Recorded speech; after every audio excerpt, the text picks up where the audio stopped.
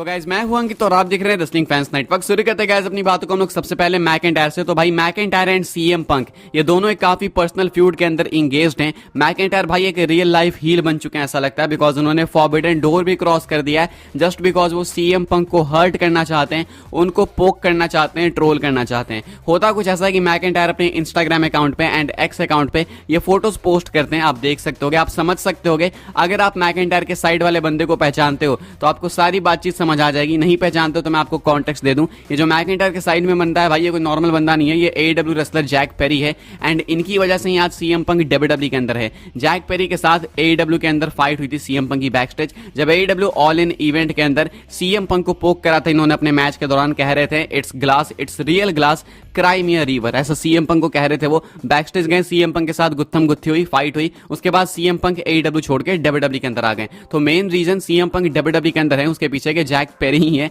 And इनको हमें thanks करना चाहिए। वैसे मैकइंटायर इनके साथ पिक्चर पोस्ट करते हैं एंड एक बहुत ही ज्यादा इंटरेस्टिंग कैप्शन लिखते हैं, बिल्कुल सेम लाइन इन्होंने मारी है जैक पेरी वाली एंड यहाँ पे आप साफ साफ देख सकते हो कि मैकइंटायर कहते हैं it's a real photo, cry us a river. तो यहाँ पे सीएम पंक को ये बात बिल्कुल नहीं पसंद आई होगी अगर रियल लाइफ फाइट है तो, जो कि एक्चुअली में है जैक पेरी के साथ सीएम पंक की। इंटरनेट बिल्कुल ब्लो अप हो गया कि भाई ये क्या पोस्ट कर दिया इसने मैकइंटायर ने, ये तो असंभव हो गया। एक तो एडब्ल्यू रेसलर उसको ये यूज कर रहा है अपनी टॉप फ्यूड के अंदर, ऊपर से ये आर्क राइवल भाई सीएम पंक का। अब इससे ज्यादा क्या ही कर सकते थे मैकइंटायर, फुल हील मूव था ये। अब इसके बाद मैकइंटायर को ये पोस्ट डिलीट करनी पड़ गई, पता नहीं क्यों भाई।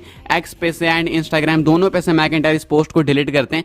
WRKD रेसलिंग का कहना है इस सिचुएशन के ऊपर, while Drew McIntyre deleted his photo with Jack Perry, there is zero concern of any backstage heat. McIntyre and CM Punk are working closely to craft their feud and all references to past AEW और backstage issues have been given the green light by Punk ahead of time. तो कहना है यहाँ पे WRKD wrestling का कि कोई real life issue तो नहीं हुआ है भाई मैकइंटायर के साथ में इस पोस्ट के बाद, मतलब बैकस्टेज हीट जीरो है, कुछ भी दिक्कत नहीं है। इसके बावजूद पता नहीं क्यों डिलीट करते हैं मैकइंटायर पोस्ट को। कहते हैं कि सीएम पंक मैकइंटायर दोनों काफी क्लोजली वर्क कर रहे हैं अपनी फ्यूड के ऊपर एंड दोनों ने डिसाइड करा कि हाँ हम लोग भाई पास्ट की चीजों को यूज करेंगे। सीएम पंक ने खुद से परमिट दिया है, ग्रीन लाइट दिया है कि आप यूज कर सकते हो इन सारी चीजों को, यानी जैक पेरी के रेफरेंसेस, AEW के रेफरेंसेस, सीएम पंक ने खुद से परमिट दे रखी है मैकइंटायर को कि आप यूज कर सकते हो। तो फिर ये डिलीट क्यों करा मैकइंटायर ने, मुझे कुछ समझ नहीं आया। क्या ये WWE के हायर अप्स की तरफ से कोई ऑर्डर था या फिर क्या था पता नहीं, लेकिन अभी के हिसाब से एक भयंकर चीज हुई थी कल रातों रात इंटरनेट पे 1-1.5 घंटे के लिए, उसके बाद सब कुछ वैनिश सा हो गया। आगे बढ़ते हैं गाइस, बात करते हैं अगली स्टोरी के बारे में जो कि ब्रॉक लेसनर बीस्ट इनकॉर्नेट को लेकर। तो भाई लेसनर का रिटर्न हमें शायद देखने को मिलने ही वाला है, ऐसा ट्रिपल एच कह तो रहे, उनकी बातों से लग रहा है। ट्रिपल एच एक बार फिर से कमेंट करते हैं लेसनर के रिटर्न के ऊपर।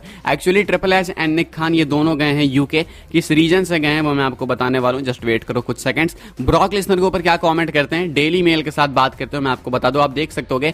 Triple H talks about Brock Lesnar status, कहते हैं you would have to ask Brock Lesnar that Brock kind of does his own thing, he is up in Canada, I am sure watching his kids play hockey and enjoying life, if and when he decides he could like to do something, would be open to the conversation, we will see। कहते हैं कि अगर तुमको return के बारे में पूछना है ना तो ये तुमको लेसनर को ही पूछना पड़ेगा, मुझसे पूछ के कुछ नहीं होने वाला है। ब्रॉक लेसनर एक ऐसा बंदा है जो कि अपनी चीजें खुद से करता है एंड ये तो भाई हम 50 बार सुन चुके हैं कि लेसनर अपनी चीजें खुद से करता है। अभी वो कनाडा में एंड मैं श्योर हूं कि वो अपने बच्चों के साथ एक क्वालिटी टाइम स्पेंड कर रहा है। उसके बाद कहते हैं कि अगर लेसनर खुद से डिसाइड करता है या फिर जब भी डिसाइड करता है कि उसको अब कुछ करना है, साथ में काम करना है, तो देन बस वो हमें आके अप्रोच करेगा and then will do something together, ऐसा कहते हैं। मतलब साफ कहते हैं कि हम लोग कन्वर्सेशन के लिए रेडी हैं। तो ट्रिपल एच ऐसा नहीं दिखा रहे हैं कि नहीं भाई उस पर एलिगेशन है तो हम उससे दूर भाग रहे हैं, ऐसा कुछ भी नहीं है। दूसरी बार हो गया, ट्रिपल एच से साफ कह रहे हैं कि वो वर्क करने को साथ में तैयार है। डिपेंड करता है लेसनर पे, Lesnar does his own things. Lesnar अगर रेडी है रिटर्न को तो लेसनर आ जाएंगे, नहीं रेडी है तो आप उनके घर तक पहुंच जाओ, फ्लाइट लेके पहुंच जाओ, कुछ भी लेके पहुंच जाओ,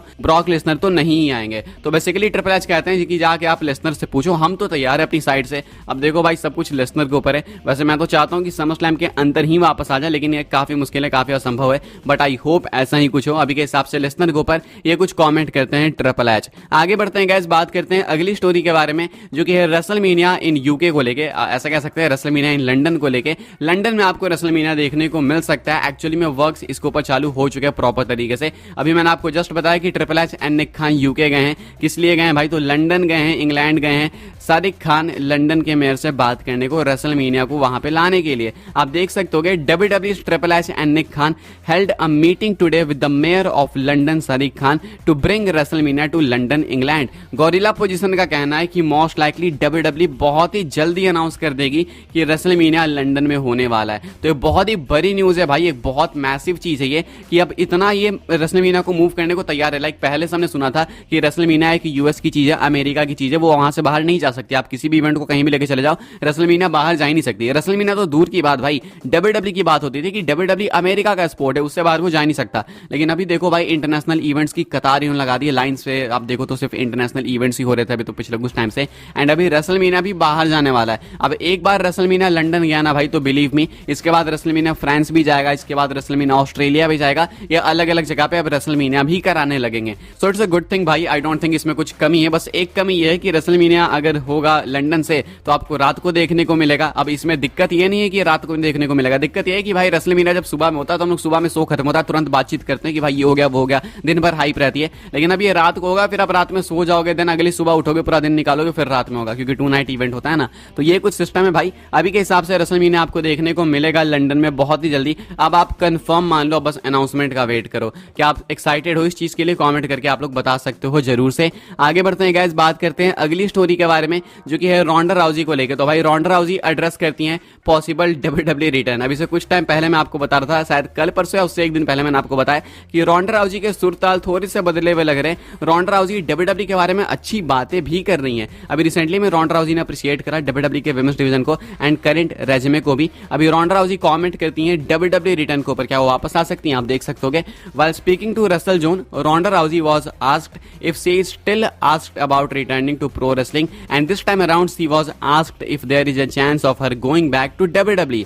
Rousey reflected on her time in WWE, expressing that while it's a positive sign if people are still asking about her future in wrestling, her last run with WWE involving Vince McMahon, Bruce Pritchard, and John Laurinaitis left her with a negative impression. Although most of the people from that period are no longer with WWE, Bruce Pritchard remains, and Rousey admitted that she is not as excited to return as she was before. तो रोंडा राउजी से जब पूछा गया कि fans आपके बारे में पूछते हैं कि आप आओगी क्या WWE के अंदर, तो रोंडा राउजी कहती हैं कि पहले तो बहुत ही पॉजिटिव साइन है कि फैंस पूछ रहे हैं इस चीज को, इस चीज के लिए लोग अभी भी वेट कर रहे हैं। दूसरी बात यह कि जब मैं WWE के अंदर पिछली बार थी तो मैं जब निकली वहां से तो काफी एक नेगेटिव इंपैक्ट था मेरे दिमाग के अंदर, या फिर ऐसा बोलो अभी भी है, बिकॉज उस time Vince McMahon, Bruce Prichard and John Laurinaitis ये तीनों थे एंड इनका वर्क फ्लो इनको बिल्कुल नहीं पसंद था एंड जिस तरीके से काम करते थे राउजी को यह बात बिल्कुल नहीं पसंद थी। अब विंस मैकमैन एंड जॉन लॉरिनाइटिस तो है नहीं WWE के अंदर, ब्रूस प्रिचर्ड स्टिल है, तो शायद रोंडा राउजी नहीं वापस आना चाहे, लेकिन कहती हैं कि हाँ अब इतनी ज्यादा वो एक्साइटेड नहीं, मतलब ऐसा वो डिनाई नहीं करती है कि मैं कभी नहीं आऊंगी, कहती है कि अब मैं पहले जैसा एक्साइटेड नहीं हूं, मतलब स्टिल होप से। अब देखो भाई, मुझे लगता है ये 3 साल के अंदर फिर वापस आ जाएंगी भाई, 3 साल में नहीं तो 3 साल के बाद आ जाएंगी वापसी, तो इनकी होने वाली है, तो आप मेरे से लिख के ले लो। रोंडा राउजी ये कुछ कमेंट करती हैं एक पॉसिबल रिटर्न के ऊपर।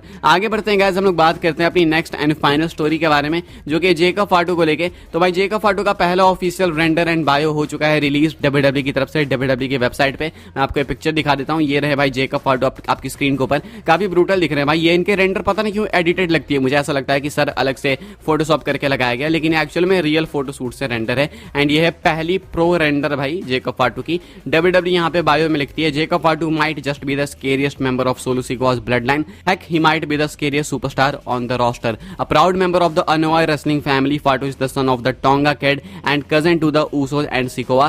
Throughout his career, Fatu has become known for his savagery and werewolf intensity, dominating everyone that stood in his path. इसके बाद बताते हैं कि कैसे वो WWE के अंदर आए, कैसे नहीं, कहाँ पे इनका डेब्यू हुआ, कहाँ पे नहीं। तो ये कुछ है भाई जेकब फाटू को लेकर अपडेट। फिलहाल भाई इस वीडियो के लिए बस यही कुछ न्यूज अपडेट्स थी। आई होप सो आपको इन्फॉर्मेशन मिली तो वीडियो को लाइक करें, शेयर करें, सब्सक्राइब करें, चैनल को फॉलो कर सकते हैं आप लोग मुझे इंस्टाग्राम एंड ट्विटर पर, लिंक आपको मिल जाएगा डिस्क्रिप्शन में। ज्वाइन कर सकते हैं व्हाट्सएप चैनल को, उसके भी लिंक है डिस्क्रिप्शन में। मिलूंगा मैं आपसे अगली वीडियो में। बाय द वे ये वीडियो तो भाई अभी आप जब भी देख रहे हो, जितने बजे भी देख रहे हो, इससे 1.5-2 घंटे पहले ही यहाँ जानी थी। पता नहीं मेरे सॉफ्टवेयर के साथ ऑडियो इशूज हो गए, मेरा माइक प्रॉपर कनेक्ट नहीं हो रहा था, ऑडियो लो आ रही थी, तो उसको फिक्स करने में बहुत टाइम लग गया। तो अभी वो भी फिक्स नहीं हुआ, ये मैं दूसरे सॉफ्टवेयर से रिकॉर्ड कर रहा हूँ, सो इसमें भी ऑडियो क्वालिटी अच्छी है। सो आई होप कि आप थोड़ा सा वेट करोगे, बट कोई नहीं भाई, सब्र का फल अच्छा मिला होगा। बहुत सारी बड़ी न्यूज़ थी। मिलूंगा मैं आपसे अगली वीडियो में, तब तक के लिए।